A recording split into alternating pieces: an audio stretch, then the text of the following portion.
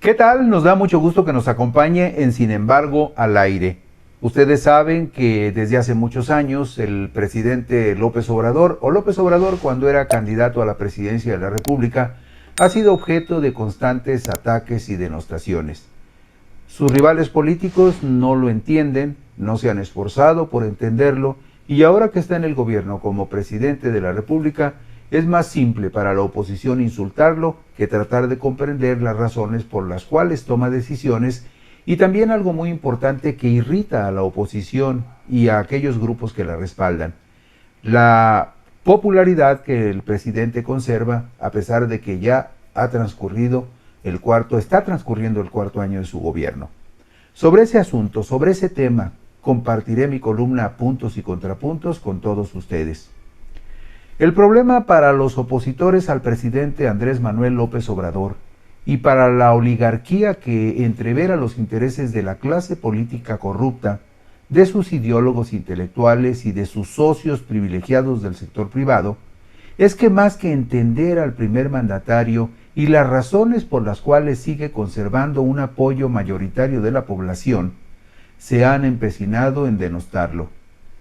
Luego de su visita a Estados Unidos y de su paso por la Casa Blanca, en donde fue recibido con francas muestras de afecto por la vicepresidenta Kamala Harris y por el mandatario Joe Biden, las críticas al mandatario mexicano y a su esposa se centraron en juzgar con severidad trivialidades sobre su poco apego a los protocolos y a las reglas de etiqueta, a su forma de vestir o de sentarse, en críticas aderezadas con un tufo clasista, racista y visceralmente ofensivo. López Obrador habla con el lenguaje simple y llano de la gente común, alejado de los mensajes encriptados de los políticos, los académicos y los intelectuales, que construyen su discurso con base en expresiones solo entendibles para los iniciados, que integran exclusivas y privilegiadas cofradías del apapacho, en donde unos y otros se ensalzan y se elogian para generar una narrativa de la cual está excluido el pueblo. López Obrador presume que come tamales, tlacoyos, barbacoa, tlayudas, caldos, tortas y tacos. Muchos de los alimentos que consume la mayoría de la población, que jamás podrá sentarse a la mesa de los potentados y de los exquisitos que han hecho del culto a la riqueza su religión más venerada.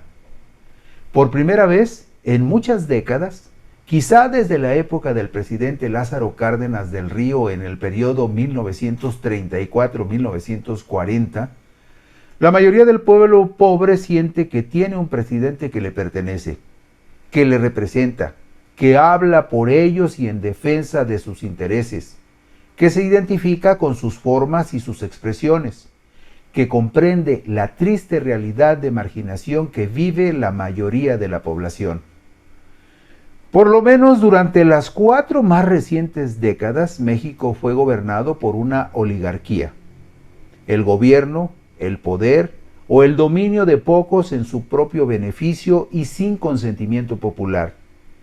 Concepto que define el jurista Rodrigo Borja Ceballos en el tomo 2 de su Enciclopedia de la Política, publicado por el Fondo de Cultura Económica en 1997. Oligarquía, agrega Borja, es también un reducido grupo de personas que ejerce influencia sobre el gobierno para aventajar sus intereses. Señala Rodrigo Borja que hay diferencia entre la oligarquía y la plutocracia, que el grupo oligárquico no es necesariamente rico. En otras palabras, si la influencia de unos pocos sobre el poder se sustenta en la riqueza, hay plutocracia. Ambos son gobiernos de pocos, de un grupo reducido de personas. Pero si son ricas, es propiamente una plutocracia. Explica el jurista Borja Ceballos que el filósofo griego Aristóteles consideraba a la oligarquía como una forma impura de gobierno, resultante de la degeneración de la aristocracia por la suplantación del interés individual de los gobernantes al interés general. Dijo Aristóteles en su obra intitulada Política que oligarquía es el modo que tienen de gobernar los nobles y los ricos en provecho propio. En tanto que el sociólogo alemán Robert Michels formuló la ley de hierro de la oligarquía, según la cual toda organización política tiende a caer en manos de un pequeño grupo de personas, independientemente de su orientación ideológica, que incluso a pesar de sus proclamas democráticas e incluso revolucionarias, el poder es ejercido a la postre por una oligarquía. México es uno de los países en los que la riqueza está muy mal distribuida, pues de todos los activos financieros de nuestro país, el 80% es propiedad de solo el 10% de la población. Y de ese 10% privilegiado, el 1% de la población acapara un tercio de toda esa riqueza, de ese 80% de riqueza que está acumulada en ese pequeño grupo. Esto lo informó el 30 de mayo de 2017 Alicia Bárcena, secretaria ejecutiva de la Comisión Económica para América Latina y el Caribe, conocida como CEPAL, según publicó nuestro diario digital. Sin embargo, la redistribución de la riqueza que se genera en el país es una responsabilidad del Estado que la administración de López Obrador está llevando a cabo. En un Estado de derecho, en el cual prevalece el valor superior de la legalidad, el derecho público es el derecho que emana del Estado, constituido por la supresión del estado de naturaleza. Por consiguiente, es el derecho cuya fuerza obligatoria deriva de la posibilidad de que en su defensa se ejerce el poder coactivo que pertenece exclusivamente al soberano. Esto explica el jurista italiano Norberto Bobbio en su libro Estado, Gobierno y Sociedad, publicado por el Fondo de Cultura Económica en el 2004. El autor describe el derecho privado, o mejor dicho, el derecho de los privados, como el conjunto de normas que los sujetos establecen para regular sus relaciones, entre las cuales las más importantes son las relaciones patrimoniales, mediante acuerdos bilaterales. Existe una dicotomía de lo público y lo privado que se refiere a las dos formas clásicas de la justicia. Esto advierte Norberto Bobbio en Estado, Gobierno y Sociedad. La justicia conmutativa, aplicable al derecho privado, es la que regula los intercambios. Su objetivo fundamental es que las dos cosas que se intercambian sean de igual valor con el fin de que el intercambio pueda ser considerado justo.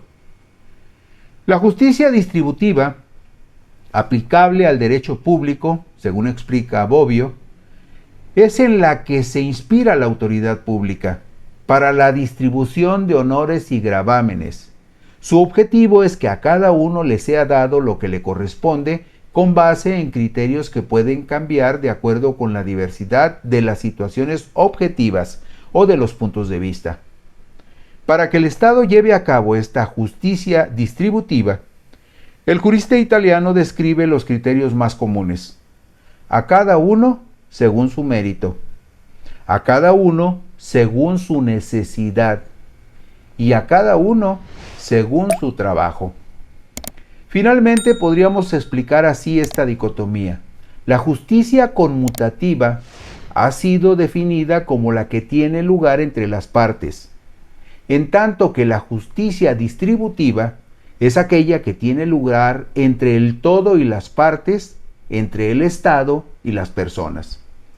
Por eso es obligada y justificable la función del Estado de redistribuir con criterios de justicia los beneficios multiplicadores de la riqueza que se genera en el país, atendiendo las urgentes necesidades de los más desvalidos, entre ellos las personas de la tercera edad, los jóvenes sin porvenir, los discapacitados, los campesinos pobres, las madres jefas de familia y muchos otros grupos vulnerables. Estas políticas públicas que estimulan el estado de bienestar son las que derivan en proyecciones como las que hizo la plataforma digital agregadora de encuestas Oráculos, que hasta el pasado lunes 4 de julio del 2022 atribuía al presidente López Obrador una aprobación del 62% por un rechazo del 35%. En tanto que, en una estimación sobre la aprobación del presidente López Obrador, realizada entre el 6 y el 12 de julio del 2022 por la consultora Morning Consult, con sede en Estados Unidos, atribuía al mandatario mexicano un 66% de respaldo, la segunda mejor calificación entre 22 líderes gubernamentales, entre los que aparecen Joe Biden de Estados Unidos con 38% de aprobación y el brasileño Jair Bolsonaro con 43%. Solo tiene mayor aprobación que AMLO, el primer ministro de la India, Narendra Modi, con 76%.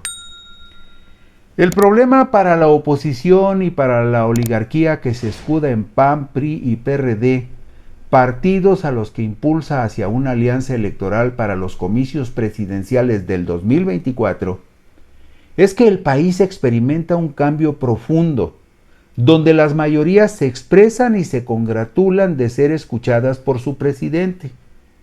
La oposición no entiende ese cambio.